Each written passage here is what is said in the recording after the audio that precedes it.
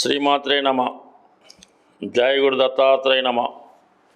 ఈ వీడియోలో మనం సింహరాశి వారికి మే 18 నుంచి 24 మధ్యలో జరగబోయే వార ఫలాలు పరిశీలిద్దాం. మరి సింహరాశి వారికి ఏకాదశ స్థానంలో గురుగ్రహ ప్రవేశంతో చేపట్టిన ప్రతి కార్యక్రమం సంపూర్ణంగా విజయవంతం అయ్యే అవకాశం ఉన్నది. అయితే మీ యొక్క ప్రయత్నానికి మీ చుట్టూ ఉన్నవాళ్ళు, మీకు కావలసిన వాళ్ళే ఏదో విధంగా ఇబ్బంది పెట్టి ఆ ప్రయత్నం జరగకుండా పరోక్షంగా అడ్డుకునే అవకాశం ఉంటుంది.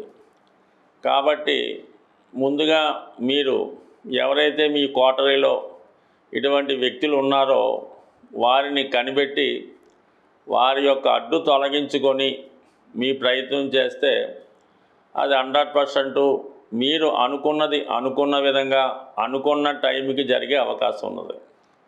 లేని పక్షంలో ఏదో ఒక ఇబ్బంది రిపీటెడ్గా రావడం జరుగుతూ ఉంటుంది. ఇది ముఖ్యంగా మీరు గమనించవలసిన విషయం.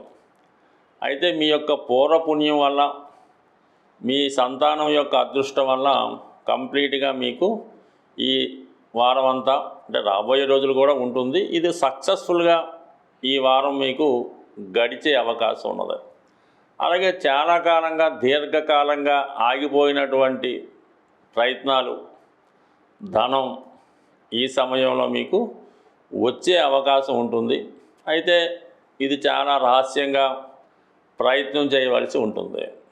ఇక కుజుడు మీకు వ్యయ స్థానంలో ఉండడం వల్ల భూములు, స్థిరాస్తులు కొనుక్కునే మీ ప్రయత్నం చాలా వరకు నెరవేరుతుంది. పూర్తిగా కొనకపోయినా ముందుగా ఒక అగ్రిమెంట్ తీసుకొని కొంత అడ్వాన్స్ చెల్లించే సూచనలు కూడా ఉన్నాయి.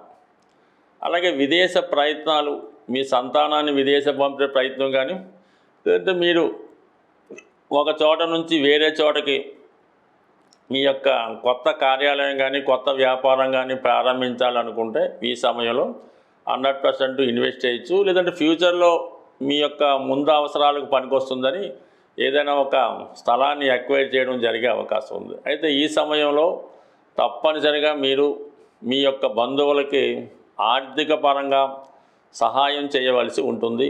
ఇది కంప్లీట్గా చాలా వరకు తిరిగి రాని అమౌంటే అనుకోండి. మీరు ఈ సమయంలో ఇప్పుడు ఎవరికి ఎంత ఇచ్చినా దాని మీద ఆశ వదులుకోవడం మంచిది. ఇక మనకు ముఖ్యంగా శుక్రుడు అష్టమ స్థానంలో ఉండడం, షష్టాధిపతితో కలిసి ఉండడం చాలా వరకు మీ కుటుంబంలో ఉన్నటువంటి స్త్రీలతో కానీ, అధికారంలో ఉన్నటువంటి స్త్రీలతో కానీ ఏదో విధంగా ఇబ్బంది, అపవాదులు, నిందలు, చికాకులు వచ్చే అవకాశం ఉంది. అంటే మీకన్నా ఉన్నత స్థాయి హోదాలో ఉండడం వల్ల వారితో ఈ సమయంలో మీరు విరోధం పెట్టుకోవడం వల్ల గతంలో జరిగినటువంటి పొరపాట్లు, లావాదేవీలు లాంటివి కూడా బయటికి వచ్చి మొత్తం మీకు అది ఇబ్బందికరంగా ఉండే అవకాశం ఉంటుంది. కాబట్టి చాలా వరకు ఈ విషయాల్లో మాత్రం వాటికి దూరంగా ఉండడం మంచిది. వారు ఒక విధంగా మిమ్మల్ని కవ్వించినా, ఏదో విధంగా అపవాదు వేసినా సాధ్యమైనంత వరకు సర్దుకుని పోవాలి తప్ప ఏమాత్రం తిరుగుబాటు చేసినా చాలా వరకు మీకే ఇబ్బంది కలిగే అవకాశం ఉన్నది. ముఖ్యంగా ఈ రాశిలో ఉన్నటువంటి స్త్రీలకి చాలా వరకు నూతన ఉద్యోగ ప్రయత్నాలు ఫలించే అవకాశం ఉంది.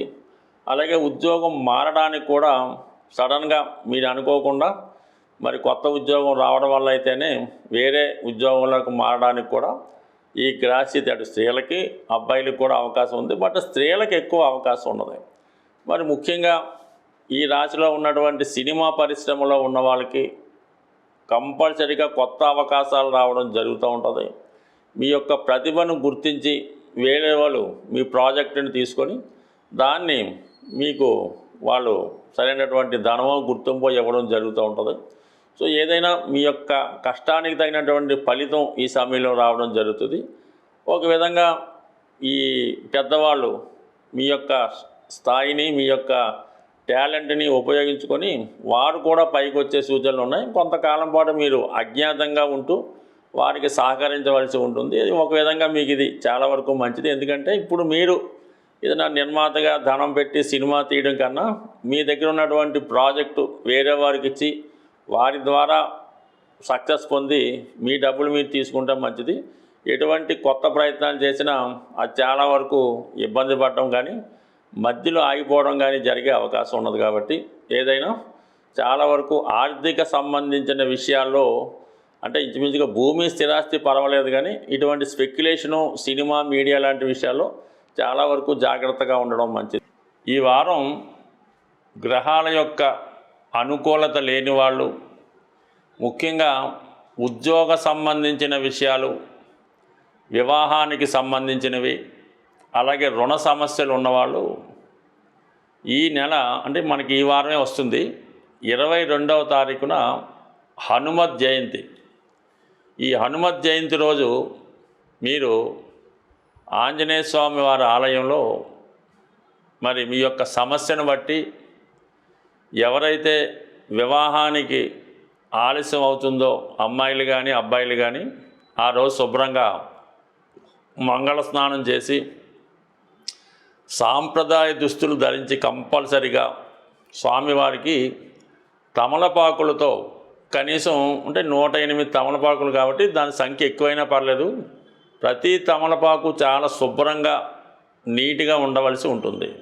ఓపిక ఉన్న వాళ్ళంతా అదంతా మాలగా తయారు చేసి స్వామివారికి కూడా వేయచ్చు. కానీ కామన్గా బిజీగా రోజు ఉంటుంది కాబట్టి ఈ 108 తమలపాకులతో వివాహ సమస్యలతో ఉన్నవాళ్ళు స్వామికి తమలపాకులతో పూజ జరిపించి ఒక 5 అరటిపళ్ళు స్వామికి ఇవ్వాల్సి ఉంటుంది.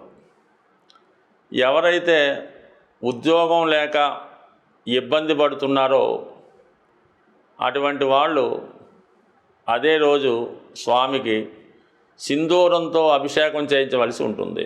లేదంటే మరి సింధూరం చక్కగా ఒక 100 గ్రాముల సింధూరం డబ్బా ఇచ్చి ఒక 8 కొబ్బరికాయలు, మంచి కొబ్బరికాయలు 8 చాలా నీట్గా పర్ఫెక్ట్గా ఉన్న కొబ్బరికాయలు స్వామివారికి సమర్పించి ఆ 8 కొబ్బరికాయలు స్వామికి అర్పించడం వల్ల కంపల్సరిగా ఉద్యోగానికి ఉన్నటువంటి సమస్యలు పరిష్కారం అవుతాయి.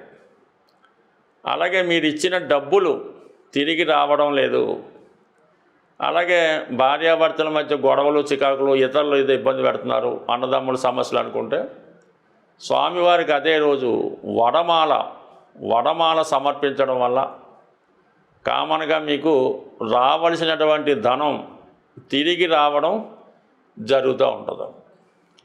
ఇక ఫైనల్గా చాలా ఇబ్బందికరంగా ఉన్నది అంటే జీవితంలో రోజు గడవడానికే కష్టంగా ఉన్నది అనుకున్న వాళ్ళు మీకు తోచిన విధంగా పులిహార తయారు చేయించి